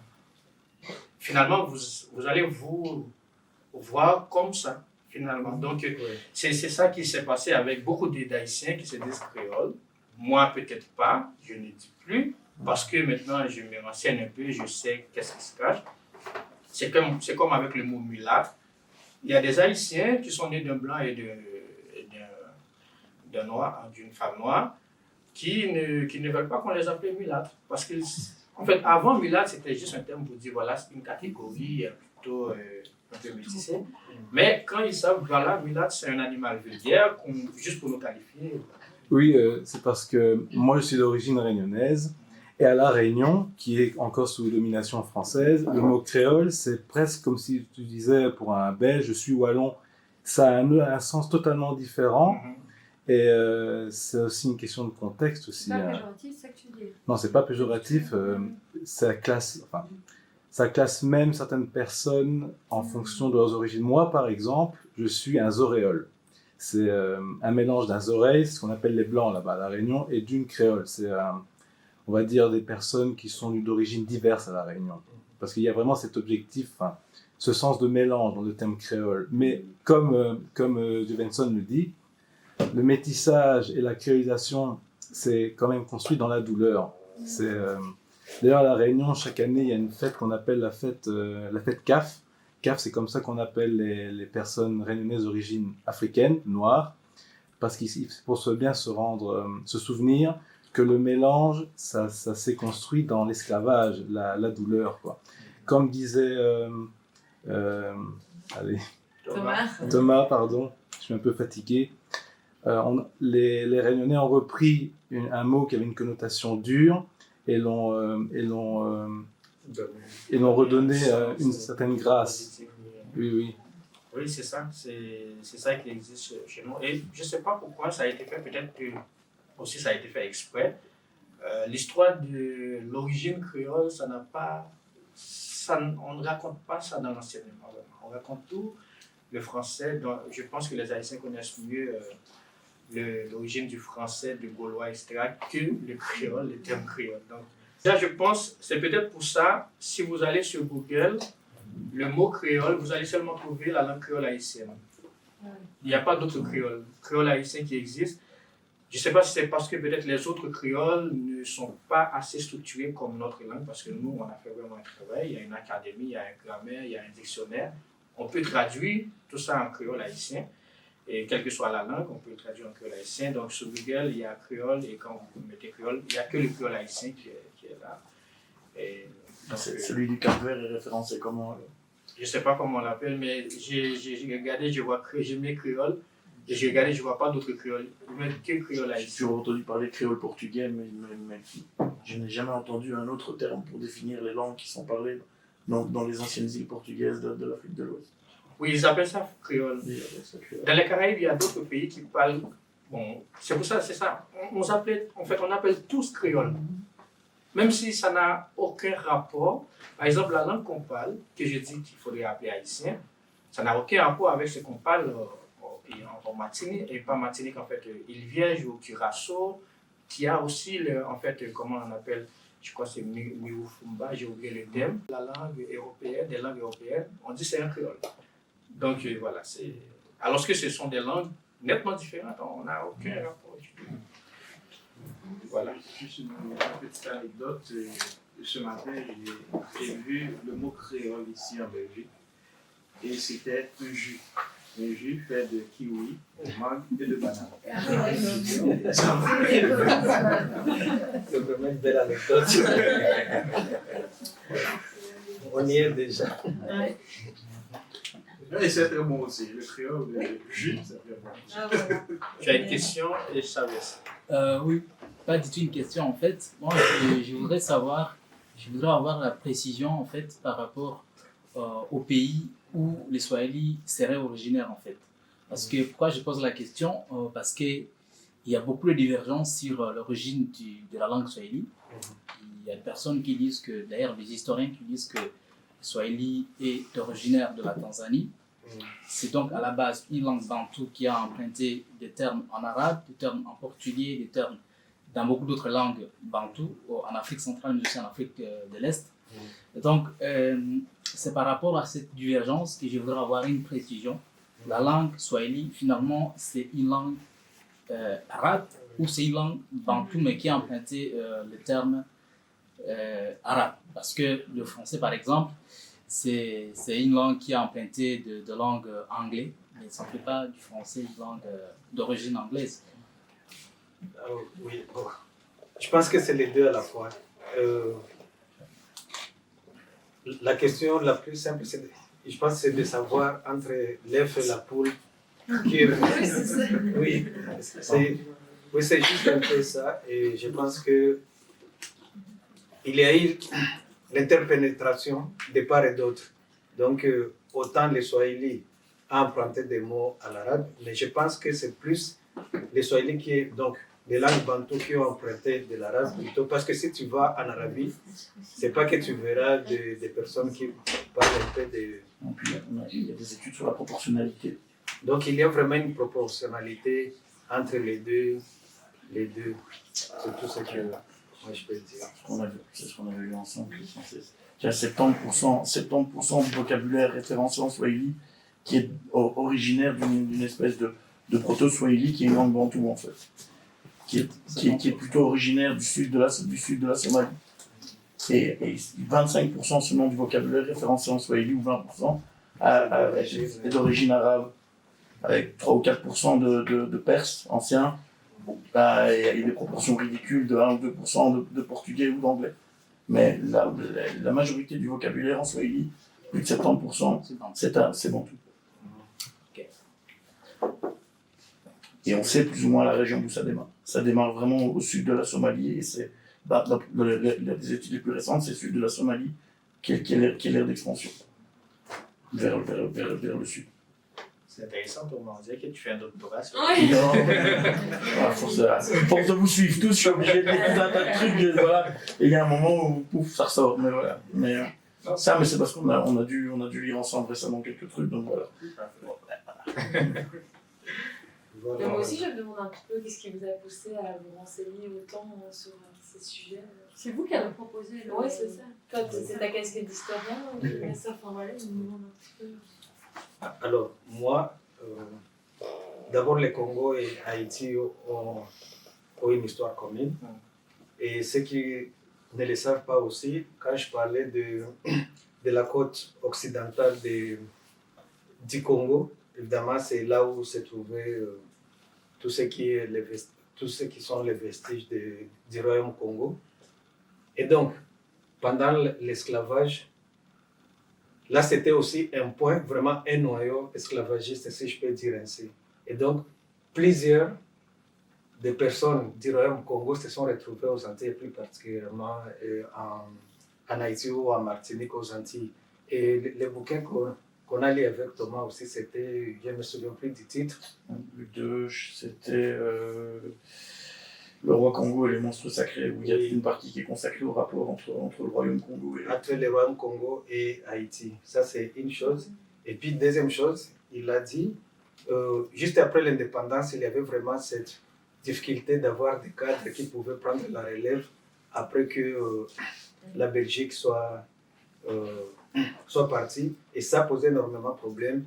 Et c'est chez Haïtien qu'on est parti puiser des cadres enseignants, principalement.